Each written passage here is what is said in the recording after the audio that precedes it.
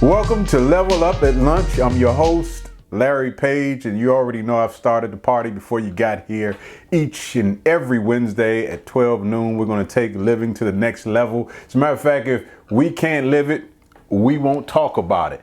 I wanted to invite you to a little liquid lunch. That's what I call it. Sometimes when you don't have time to cook, you don't know what to eat, stop over at Whole Foods and get you some organic smoothie mix, and stop over to Target. They probably have this at Whole Foods as well. It's called Amazing Greens or Green Superfood. Gives you an opportunity to get good nutrients.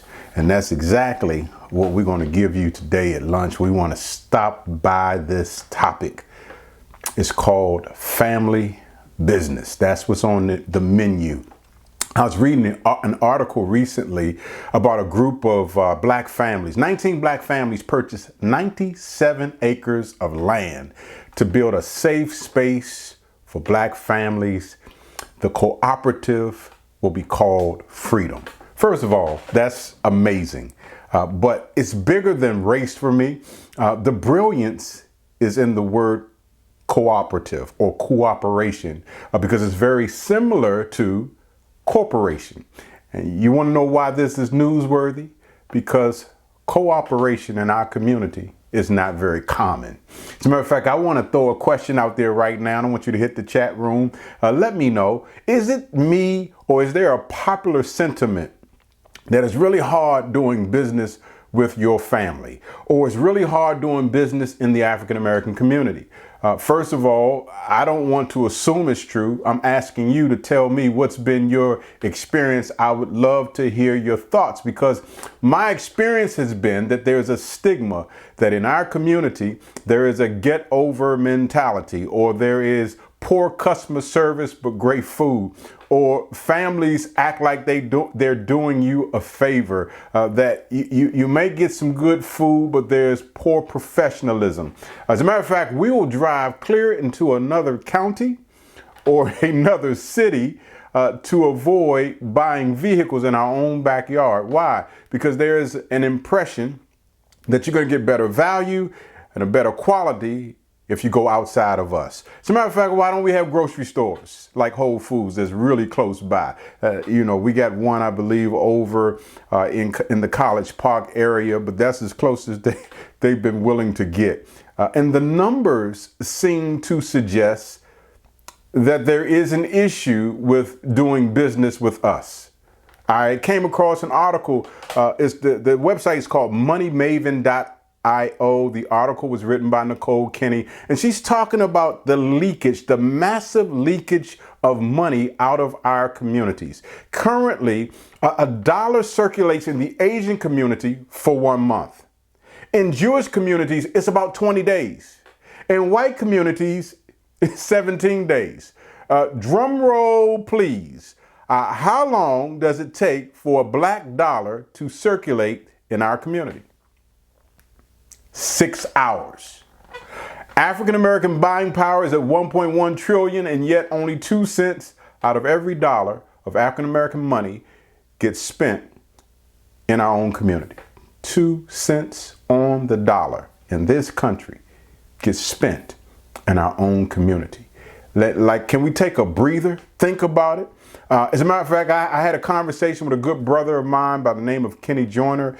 He's the author of a book called Without a Father. Excellent book. Check it out on Amazon. He's an educator, a trainer, a speaker. He's a lot of things. More importantly, he's a real brother. He's my brother in Christ.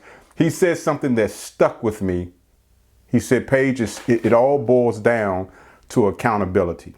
I never thought about it, but it's possible that our desire to not want to answer to anyone drives our tendency to work independently. So we got a whole community full of small businesses, churches, and barbershops, and it's this idea of I want my own, and each one may be struggling to survive in their own little conclave. But the reality of it is, if we would ever figure out how to pull together, we can do more than just survive.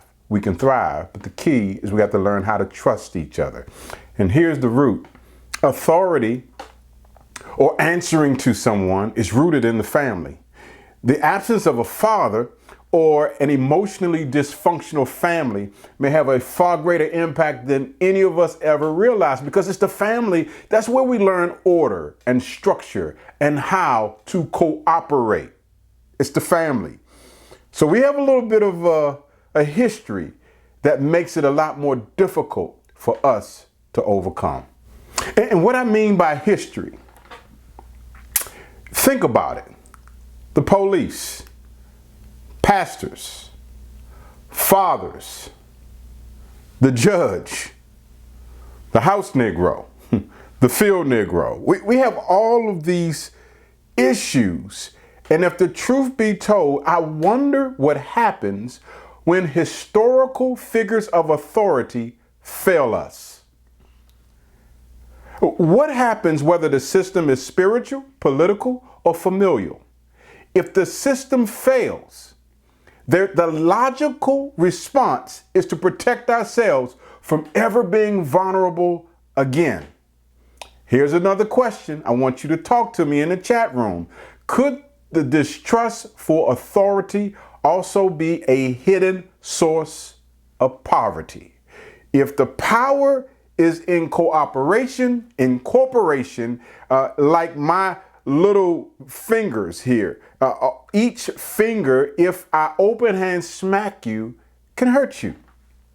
But if I ever bring all 5 digits together and I swing, I can kill a man if I hit him hard enough. What I'm saying is, when we don't trust each other, or our disdain and protection from how authorities have failed us, I wonder if it is a hidden source of poverty. Let me know what you think.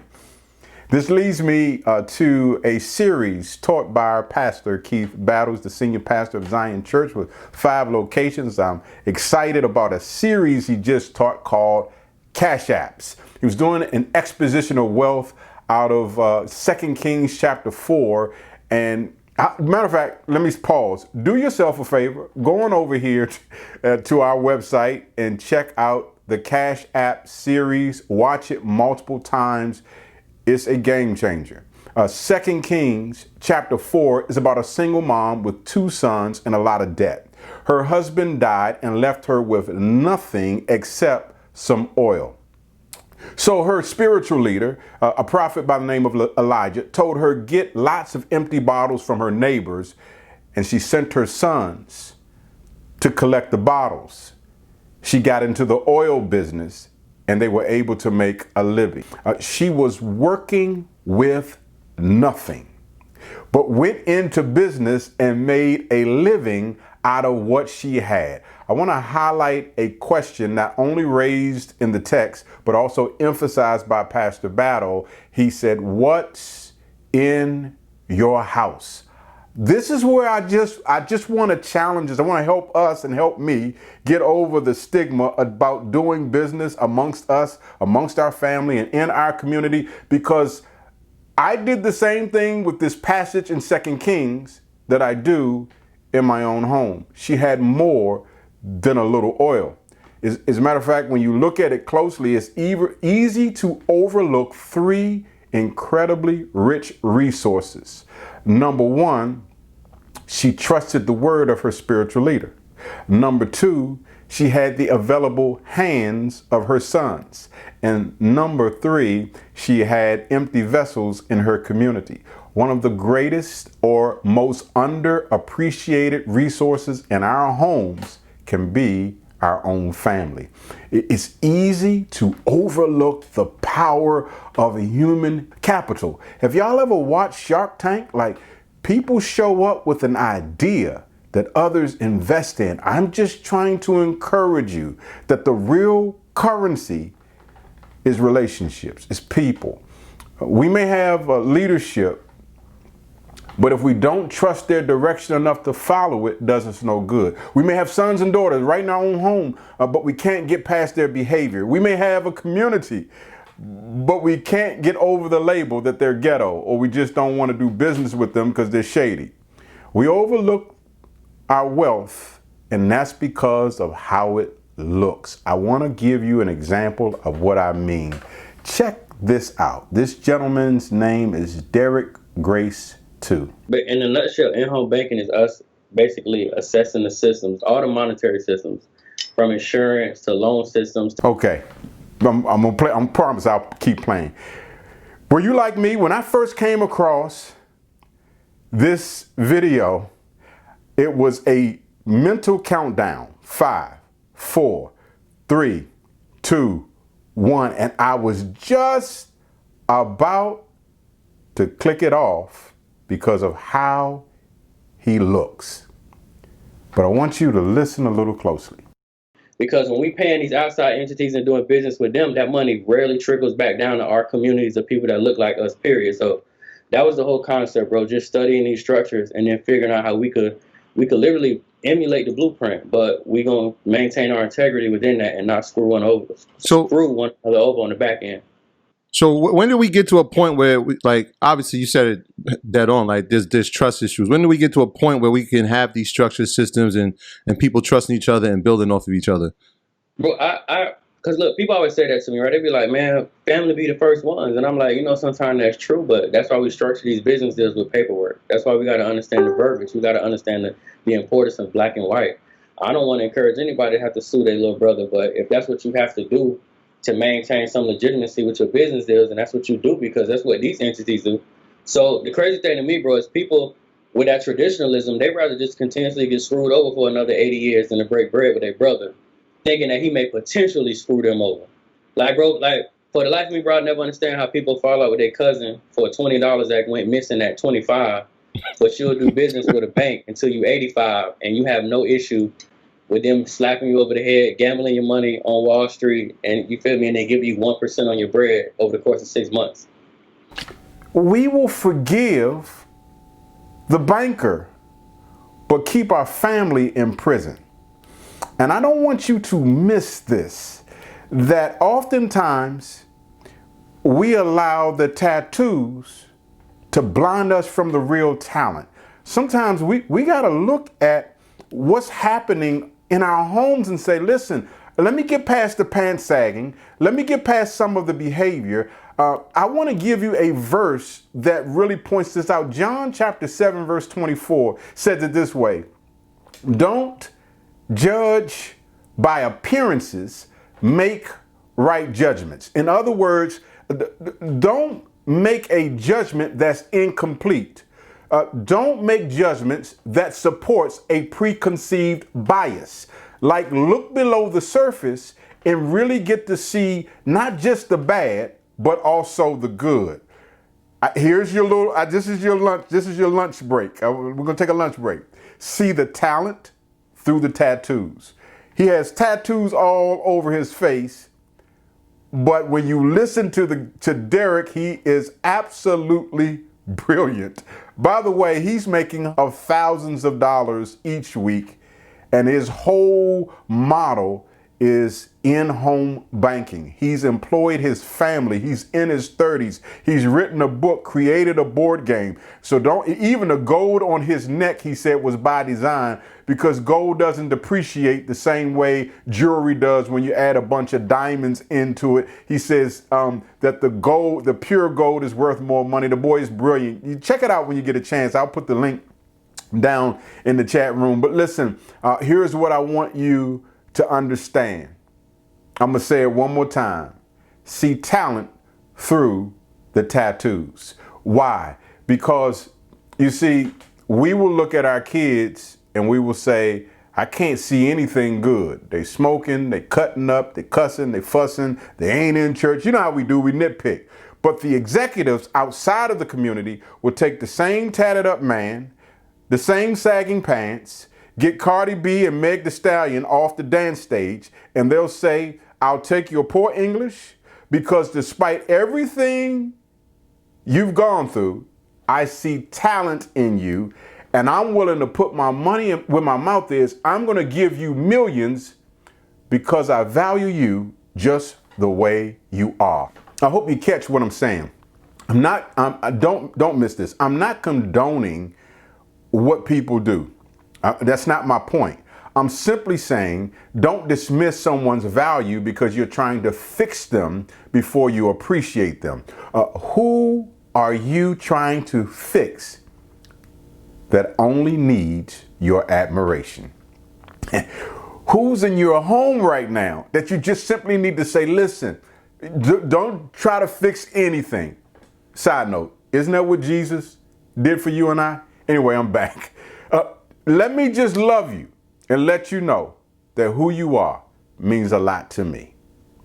I want to leave you with a to-go meal. I want you to carry this in your home. There are two things, two recipes I want to give you. Number one, discover your in-house all-stars. And number two, give 5-star feedback. That's the recipe to overcoming the issue with doing business with people in our family and doing business within our community. That first tip I gave you, discover in-house all-stars. By all-stars, I mean look at your kids, your nieces, your cousins, and just look for one talent that you can celebrate. And don't take all day to do this. I want you to do this in the next day or two. I want you to first study them, then value them. Stop letting all this talent get out of our home. We struggling sitting tomorrow. How are we going to make it? And the executives paying them millions, or Wendy's or Target or whomever. They have value if they are employable to someone. The $1 million question is, how can we leverage their gifts in our own family and find a way to do business? That's how you got to discover it, then you got to appreciate it. There's actually a test at a website that's called Gallup.com. There is a Strengths Explorer assessment for children ages 10 to 14 or youth ages 10 to 14. It'll help you identify their unique talents so you can begin to invest early. Imagine, everybody may not have a Tiger Woods or a Venus and Serena, but everybody has someone in their home with immense talent. And if you can discover it, you can develop. You may have the next business guru sitting in your own home, or the next big influencer in marketing. Lastly, when I talk about giving 5-star feedback, I noticed this as I look to support businesses within my own community. Good food, bad service. Good food is slow. I'm a part-time foodie. Here's what I realized. Don't just leave negative reviews, but also leave a way that the business can be better. If you see the problem, leave a comment about the solution. Even better, why not see if you can get a chance to talk to the owner one-on-one, because many people jump into business who have talents but don't have the ability to support all the other parts of a 5-star business. What if, I'm casting vision now, I'm just dreaming, what if subject matter experts within our community invested their talents to make the fish carry out a 5-star experience? What if we pooled our marketing resources, customer service, training, so that many of us who start the business can focus on what we do well, build that business up to a place where we can employ more people in our community, and then the only thing we'd ask in return is to pay it forward. Man, that would be a game changer. Well, listen, that's all I have for today. I hope you enjoyed lunch. I'll get back with you next week. Thank you for tuning in to Level Up at Lunch. I want you to take your takeout, take it home, unpack it, and discover the all-star talent in your household, but also give 5-star feedback. I'll see you next week, same time, same place. Man, I can get back to my green smoothie. I'll see you.